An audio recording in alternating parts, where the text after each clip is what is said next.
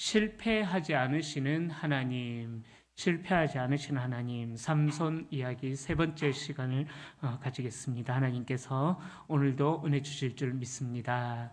우리 앞뒤 좌우로 한번 인사하시겠습니다. 추운 날씨에 건강 유의하세요. 네. 네. 옷도 따뜻하게 입고 다니시고 또 밖에 다닐 때 마스크도 꼭 하셔서 건강 잘 지키시기를 바랍니다. 우리 사람들은 모두가 다 유혹이라는 것에 다 노출이 되어져 있습니다. 그죠? 유혹. 살아있다면 그 유혹에서 자유로울 수 있는 사람은 아무도 없습니다. 성경에서는 그 유혹에 대하여서 이야기하기를 이생의 자랑이라든지 안목의 정욕이라든지 그러한 것들이 우리 사람들에게 유혹이 된다라고 말씀하고 있지요. 그런데 이 유혹은 우리 개인만 무너뜨리는 것이 아니라 이 유혹에 넘어가 버리면은 우리 공동체도 무너지게 되어 버린다라는 거죠. 한 사람의 무너짐이 공동체 전체가 무너지는 일들이 일어난다라는 것을 성경 곳곳에서 우리는 살펴볼 수가 있습니다. 아간의 범죄 같은 경우에도 보면은 그 물질에 대한 유혹을 이기지 못함으로 인해서 여리고성을 무너뜨리고 나서 그 물질에 대한 유혹을 이기지 못함으로 인해서 그 아간의 범죄로 말미암아 이후에 있는 아이성 전투에서 이스라엘이 별것 아닌 것처럼 여기고 나아갔다가 대패하는 그런 안타까운 일들이 일어나게 된다라는 거죠. 자, 그렇게 우리 사람들은 아담과 하와 때부터 모든 사람들은 유혹이라는 것에 노출되어져 있고 유혹을 받으면서 지금 이 시대의 사람들도 그 유혹 속에서 살아가고 있다라는 것입니다. 안타까운 것은 이 유혹 앞에 무너지는 사람들을 보면서 참 많이 안타깝다라는 생각이 들죠. 특별히 우리 목회자들 평생 주와 복음을 위해서 많은 설교들을 하면서 또 교회를 건강하게 세워놨다가 말년에 그런 이제 재물이라든지 또 7개의 유혹이라든지 그런 것들을 이기지 못하고 그 유혹에 넘어가 가지고 그로 인해 교회가 또 나뉘어지는 안타까운 일들도 우리가 보게 되지 않습니까? 그런데 사실 우리라고 해서 우리가 유혹 앞에서 늘 승리하는 삶을 살아간다라고 이야기할 수는 없을 것입니다. 우리는 내가 처한 환경이 달라서 그렇지 우리 역시 참 사소하다 싶은 그런 유혹에도 우리는 넘어가 버려서 결국은 실패하고 무너져 내리는 것을 경험하고 있는 우리의 모습이다라는 거죠. 오늘 본문에 나오는 삼손도 그렇습니다. 별것 아닌, 그렇게 별것 아니다라고 생각했던 그런 것들 앞에서 삼손의 무너짐이 이제 시작이 되어집니다. 오늘 본문에 나오는 삼손의 모습을 보면 삼손의 인생의 첫 출발부터 본능에 이끌린 대로 출발하면서 연약한 모습으로 출발하고 있는 모습을 우리에게 보여주고 있습니다. 우리가 삼손을 생각해 보면은 거의 모든 성도님들이 이 삼손은 미련스럽게도 여자의 유혹에 넘어가 버려서 간이고 쓸개고 다 떼주다가 결국은 두 눈까지 뽑혀버리는 그런 인생으로 안타깝게 마무리를 하는 그런 비참한 사람이다라고 우리들은 생각을 하고 있습니다. 그러나 이것이 우리가 알고 있는 삼손 이야기의 전부는 아니라는 것입니다. 하나님께서는 삼손 이야기를 통하여서 우리에게 알려주는 것이 바로 삼손이 유혹에 넘어져서 계속 실패의 길로만 걸어가는 그런 연약함 속에서도 하나님께서는 계속 실패하는 그 한 사람 삼손을 통하여서 그냥 두지 않으시고 그 사람을 통해서 하나님의 계획을 계속해서 이루어 나가신다라는 거죠. 왜냐하면 삼손은 태어날 때부터 모태에서부터 나실인으로 구별된 사람으로 이 땅에 태어났기 때문이다라는 것입니다. 삼손은 태어나기 전부터 삼손의 부모님에게서 이 아이는 어떤 아이가 될 것이다 라는 수태고지가 예언으로 주어진 아이였습니다. 성경에서 이 수태고지를 받고 태어난 사람이 많이 없어요. 누가 있냐면 구약에서는 삼손 한 사람밖에 없어요. 그리고 신약에 가면은 세례 요한이 수태고지로 태어나게 되고 그리고 예수 그리스도께서 수태고지를 받고 또 태어나게 됐다라는 거죠. 자, 그것을 생각해 볼 때에 이 수태고지를 받고 태어난 사람이 성경에서 세 사람밖에 없다라는 것을 굳이 따지자면은 이삭도, 아브라함의 아들이었던 이삭도 수태고지가 있었지만은, 그러나 이삭은 엄밀히 따지자면 그렇게 이야기할 수는 없겠죠. 하여튼 그렇게 성경의 역사 속에서 수태고지를 받고 태어난 사람이 단 세 사람밖에 없었다라는 사실과, 그리고 그 세 사람이 삼손과 세례 요한과 예수 그리스도였다라는 사실을 생각해 볼 때에 이 삼손은 얼마나 그 모태 태어나기 전부터 위대한 인생이 될 것이다라는 것을 우리에게 알려주고 있는 사람이다라는 것입니다. 자, 그래서 삼손은 태어나면서부터 하나님께 복을 받으며 자랐고 하나님의 영을 받았다라고, 여호와의 영의 이끌림을 받았다라고 우리가 지난 시간 본문이었죠.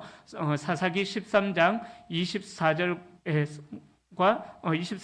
25절에서 이야기하고 있죠.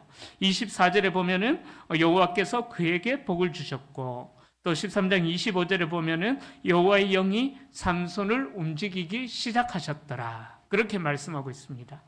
삼손이 얼마나 위대한 인생이 될 것인가, 이 13장 24절과 25절을 통해서 우리는 알 수 있다라는 것입니다.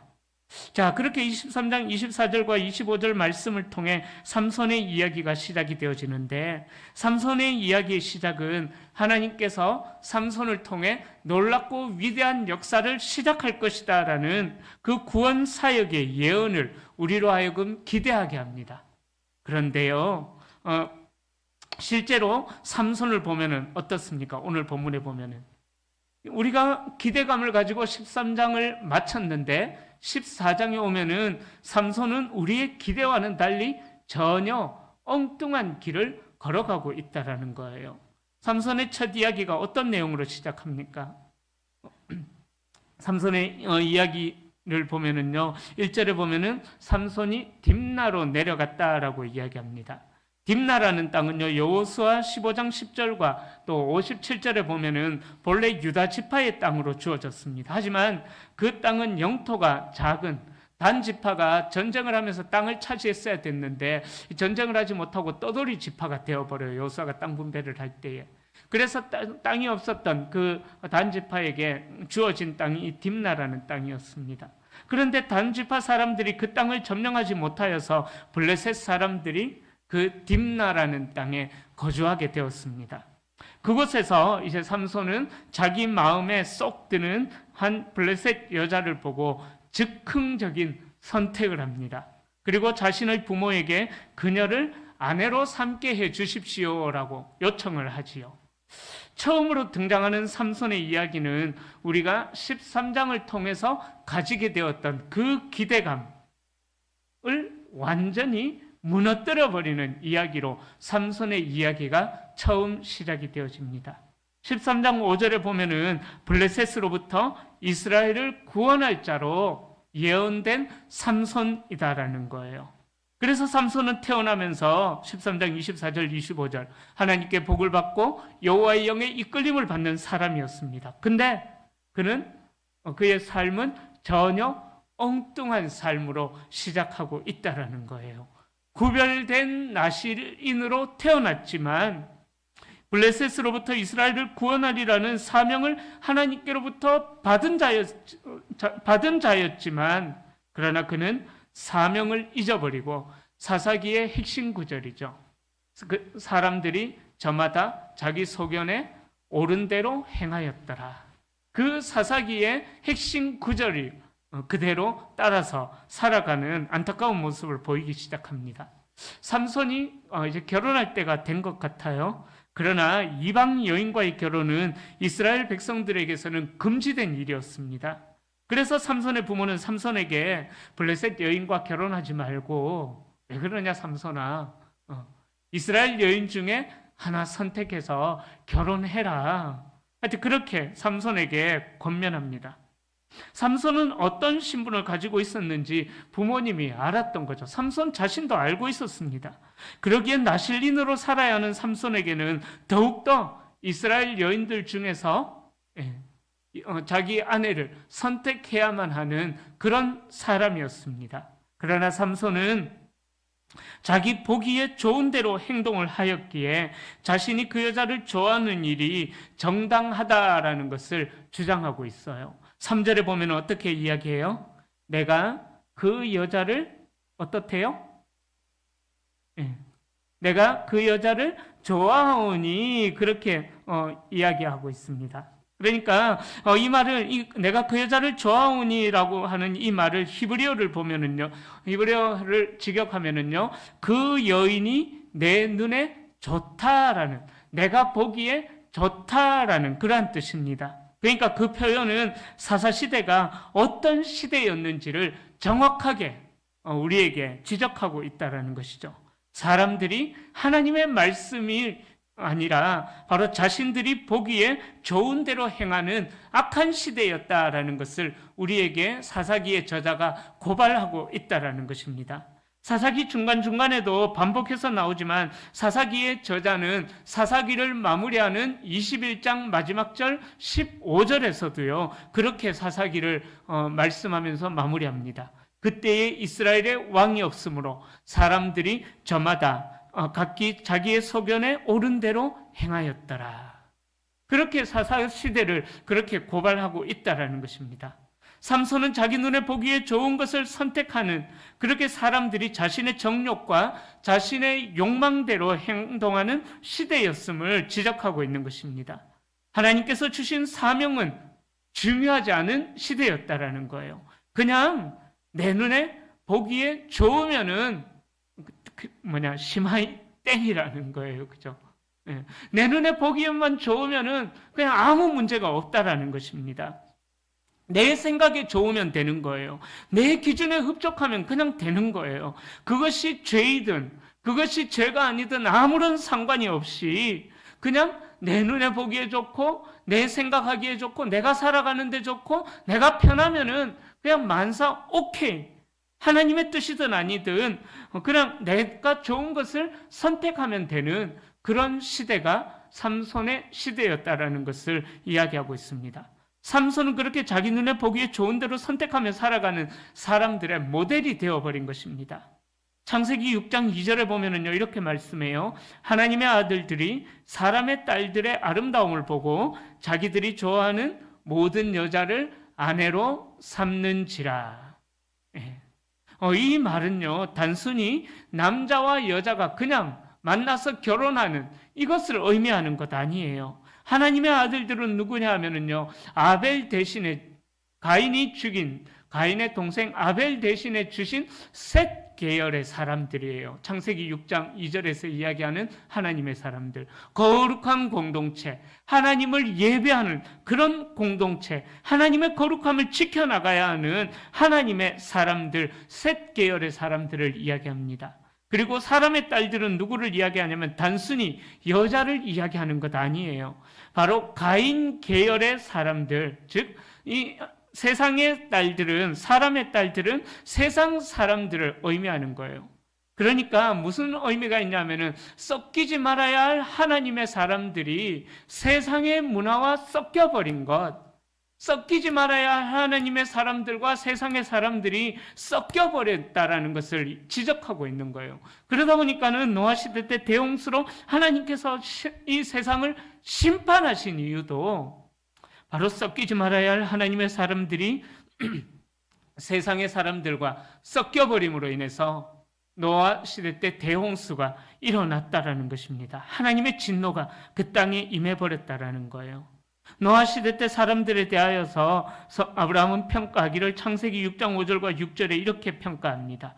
여호와께서 사람의 죄악이 세상에 가득함과 그의 마음으로 생각하는 모든 계획이 항상 악할 뿐임을 보시고 땅 위에 사람 지으셨음을 한탄하사 마음에 근심하시고.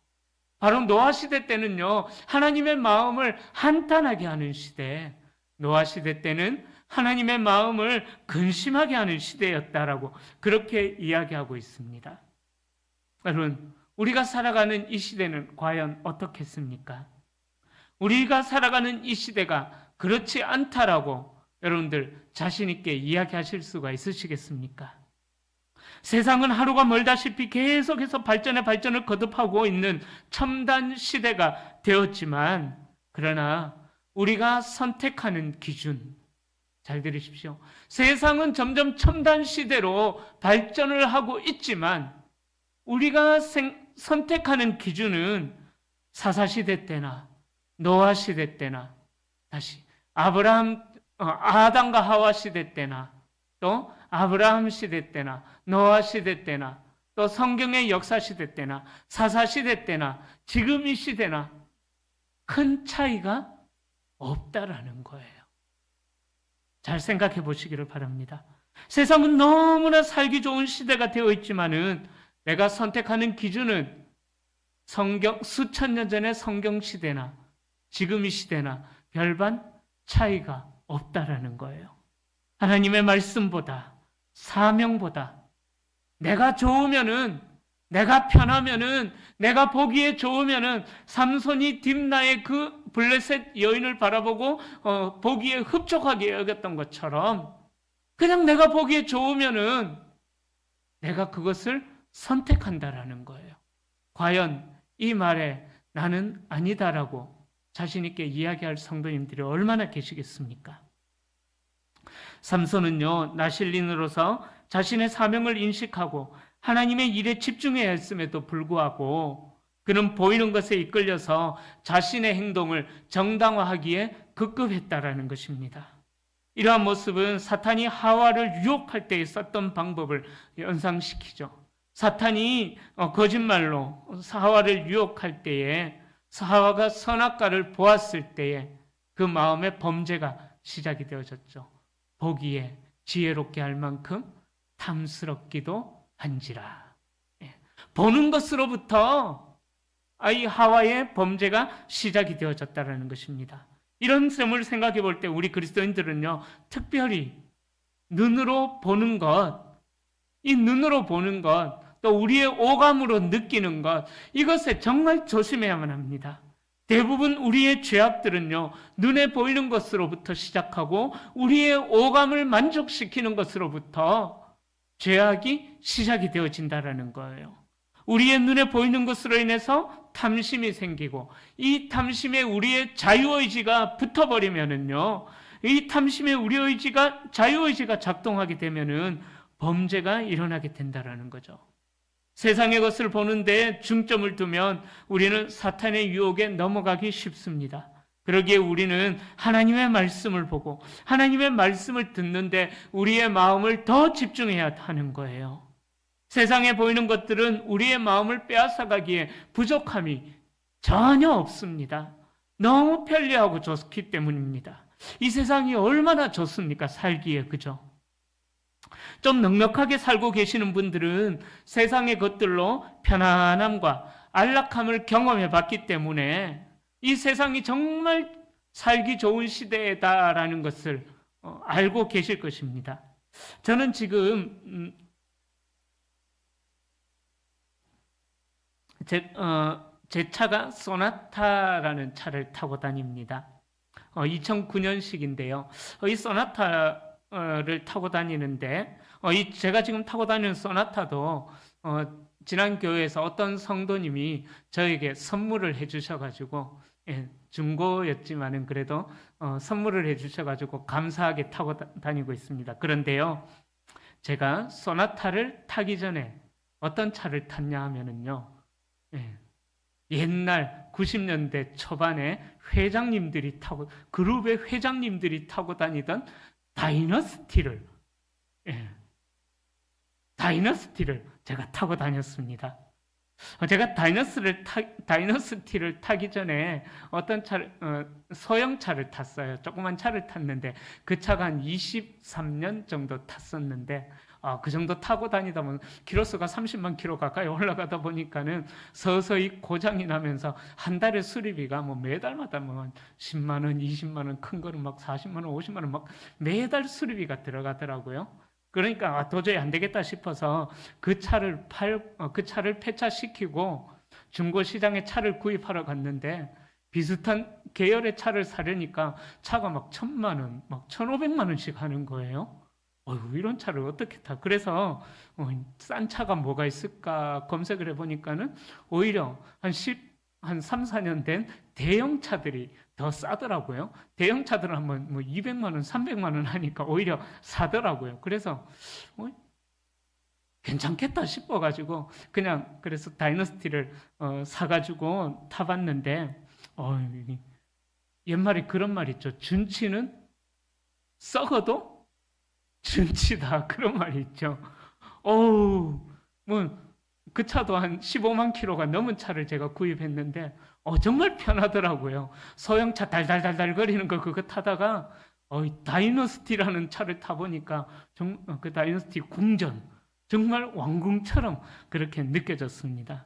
제가 익산에서 살다 보니까 대구까지 장거리 운전을 가끔씩 할 때가 있는데 운전을 하는데 얼마나 편한지 솔직하게 좋더라고요. 제가 또 대구에 왔다가 익산으로 돌아가는 길에 깜빡 졸음 운전을 했네요. 그래서 중앙 분리대를 팍 쳐박아 버렸어요.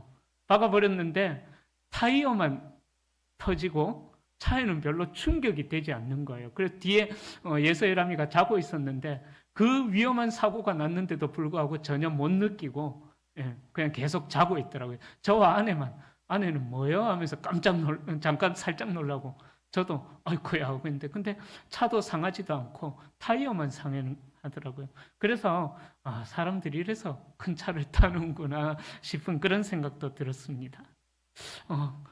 참 편하더라고요. 좋은 문화들을 경험해 보니까. 제가 미국에 있는 교회들을 탐방할 기회가 있어가지고요. 부흥하는 교회로 유명한 세들백 교회를 가봤습니다. 규모가 너무 놀라웠습니다. 미국에는 땅덩어리가 넓으니까 교회를 뭐 2층으로 안 쌓아요. 그냥 땅덩어리가 넓으니까는 이쪽에 한 1,000명 모이는 교회 하나 딱 짓고 또 바로 옆에 또 한 1,000명 앉을 수 있는 교회, 또 그 옆에 한 1,000명 앉을 수 있는 교회.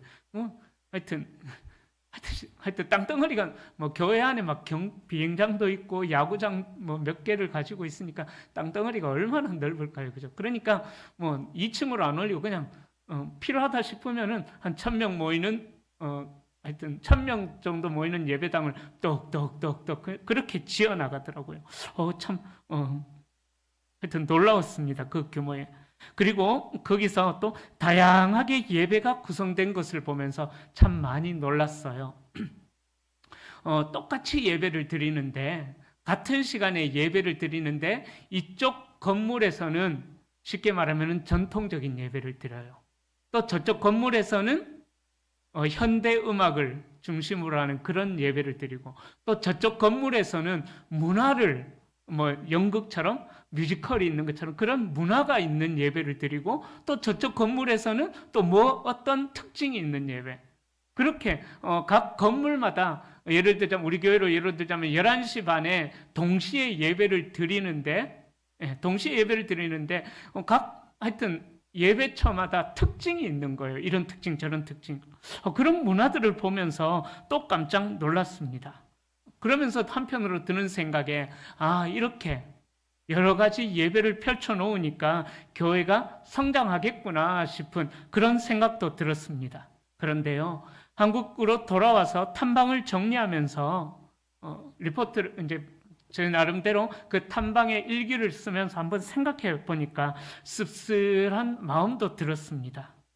무슨 말이냐면은 교회를 선택하고 예배를 선택하는데도 개인의 취향이 귀중하게 여겨지는 그런 문화가 교회 안에도 들어오는 일들이 일어나게 되었구나. 어떤 예배를 드림에 있어서 내 취향에 따라서 예배를 드리는 것, 예배가 하나님을 높이는 것이 아니라 내가 주인공이 되어서 내가 만족하는 예배를 드리는 그런 문화가 교회 안에도 들어오게 되었구나. 한편으로 부럽기도 하면서 한편으로는 안타까운 생각도 들었습니다. 내 스타일에 맞는 예배를 고르고 내 스타일에 맞는 설교를 고르면서 살아가는 시대가 지금 이 시대가 되었다라는 거예요. 나에게 조금만 불편하면은 교회든 예배든 무조건 거부하면서 이 교회, 저 교회, 이 예배, 저 예배를 찾아다니는 마치 백화점, 문화센터처럼 내가 원하는 예배를 찾아다니고 내가 원하는 교회를 내 스타일에 원하는 교회, 내 마음을 불편하게 하지 않는 교회, 내 마음을 흡족시키는 교회, 그런 교회를 찾아다니는 이 시대가 되어버린 것은 아닌가. 그런 생각이 들었습니다. 여러분, 제가 우리 교회에서 부임하고 나서 설교를 하는데 제 설교가 긴 편입니까? 짧은 편입니까? 솔직하게 이야기하셔도 됩니다. 긴 편입니다. 저는요, 주일학교 설교할 때부터 40분씩 설교했습니다. 그러니까 어른들은 보통 설교 한 번 했다면 50분씩, 때로는 1시간씩 합니다. 존경스러운 김서택 목사님 막 2시간씩 설교한다는데 놀랐습니다. 근데 더 존경스러운 것은 김서택 목사님의 설교를 듣는 성도님들이 더 존경스럽더라고요. 무슨 죄송합니다. 이거 방송 나가면 무슨 말씀하시는지 모르겠는데 그 2시간을 그렇게 앉아있는 성도님들을 보면서 정말 존경스럽더라고요. 이 부분은 편집해서 자르고 올리겠습니다. 여러분, 이 시대가 참 온라인으로 드리는 이 예배가 필요한 시대가 한편으로 되었죠. 우리 교회도 유튜브로 예배를 송출하고 있는 시대가 되었습니다. 이 유튜브로 인해서 유익을 누리는 성도님들도 계십니다. 몸이 아파서 못 오신 분들, 직장에 어쩔 수 없이 먹고 살려면 어쩔 수 없이 출근해야 되기 때문에 주일날 못 오셨던 성도님들, 그렇게 환우들이나 주일에 출근을 해야 먹고 살아갈 수 있는 어쩔 수 없는 환경에 처한 분들을 배려하기 위해서 유튜브를 우리 교회에서도 만들었습니다. 그런데요, 이를 악용하는 성도님들도 있다라는 거예요. 우리 교회는 없는 것 같아요, 아직. 마치 이 온라인 예배가 내 마음에 드는 교회를 찾아다니는 것처럼 교회를 쇼핑하는 문화가 되어버린 것은 아닌가. 예배를 쇼핑하는 그런 문화를 만들어낸 시대가 되어버린 것은 아닌가. 그런 안타까운 마음이 들었습니다. 이는 마치 삼손이 자기 눈에 좋은 블레셋 여인을 아내로 취한 것과 똑같은 이치다라는 거예요. 제가 아까 전에 말씀드리다가 멈췄는데 제 설교가 좀 긴 편입니다. 그죠? 그래서 제가 많이 들었던 말들 중에 설교 시간을 좀 줄여주셨으면 좋겠다라는 말을, 그런 피드백을 참 많이 받아가지고, 주일 오전 예배는 그래도 설교가 한 10분, 때로는 한 15분 정도 줄은 것 같아요. 한 50분 가까이 설교하다가 이제는 한 36분, 그렇게 빨리 마치면, 제가 지난주에 설교를 보니까 30분이 안 넘었더라고요. 기적이 일어나고 있습니다. 어쨌든. 네. 제가 무슨 말씀을 드리려는지 아실 거예요. 내게 불편하면은 그게 힘든 거예요. 그죠? 그렇다고 저도 설교 좀 줄이긴 줄여야 되는 것 같아요. 자, 무슨 말씀이냐면요. 현 시대에는요, 개인의 자유가 너무나 중요한 너무 중요하게 여기는 그런 시대가 되었다라는 것입니다. 여러분, 내가 좋아하는 것을 선택할 자유를 무시할 수는 없습니다. 그런데 이런 모습이 우리의 신앙생활에 악한 영향을 끼치고 있다라는 거예요. 잘 생각해 보시기를 바랍니다. 하나님의 말씀은 내 안중에도 없고요. 하나님의 율법은 내 관심에도 없어요. 삼손이 이 여인이 보기에 좋았다라는 7절의 말씀은요, 자기의 소견대로 옳은 대로 행했던 사사시대의 영적인 상태를 그대로 이야기하고 있는 것입니다. 삼손에게 있었던 여성 편력은 삼손에게 아킬레스건으로 작용했죠. 결국은 어떻게 됩니까? 삼손이 여자 때문에 무너지게 되었지 않습니까? 솔로몬도 똑같습니다. 솔로몬도 여자 때문에 흥했다가 여자 때문에 망해버렸다라는 거예요. 그죠? 그 창녀 2명의 재판을 통해서 온 이스라엘 백성들이 솔로몬의 지혜를 두려워했더라 했습니다. 그러나 열왕기상 11장에 가서 어떻게 돼요? 정략적으로 결혼한 그 여인들 때문에 결국은 이스라엘이 혼합 종교가 되어져 버리는, 우상 천국이 되어져 버리는 첫 출발이 솔로몬으로부터 시작이 되어졌다라는 거예요.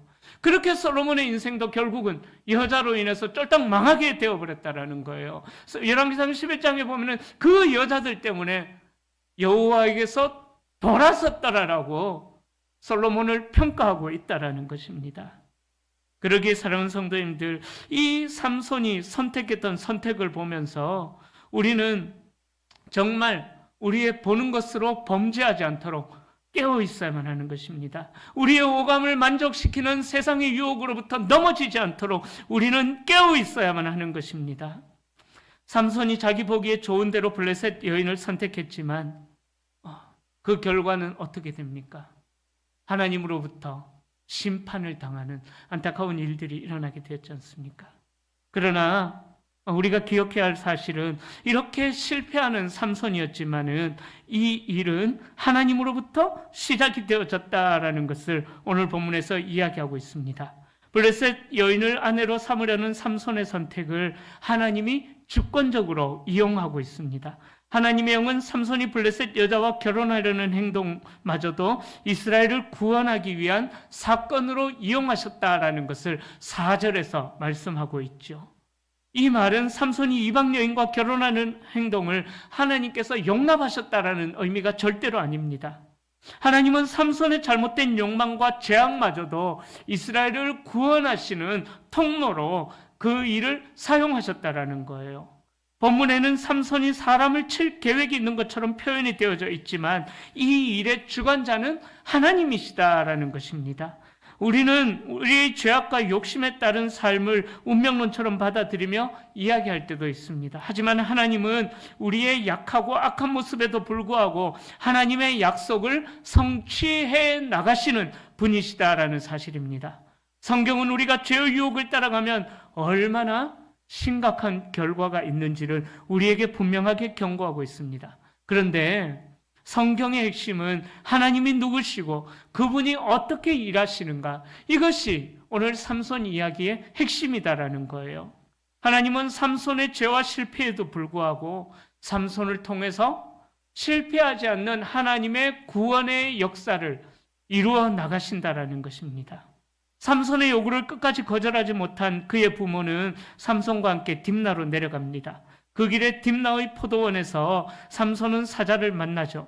여호와의 영이 삼손에게 강하게 임하자 그는 사자를 맨손으로 찢어서 죽이는 그런 일들을 행합니다. 자, 이후에 시간이 흘러서 삼손은 혼례를 올리기 위해서 그가 다시 블레셋 여인을 맞이하려고 가는 길에 사자의 죽음에 꿀이 있는 것을 발견하게 됩니다. 삼손은 그 꿀을 손으로 떠서 먹었고 부모에게도 가져다 줘서 먹게 하죠. 그러나 그 꿀이 사자의 죽음, 사자의 시체에 있었다라고 말하지는 않습니다. 이런 일련의 일들은 삼손이 나실린으로서 얼마나 실패한 사람인가를 우리에게 적나라하게 보여주고 있습니다. 나실린, 포도원을 가까이 하면 안 되는 사람이었습니다. 그런데 이 삼손은 이방의 포도원에 있었다라고 오늘 본문에서 이야기합니다.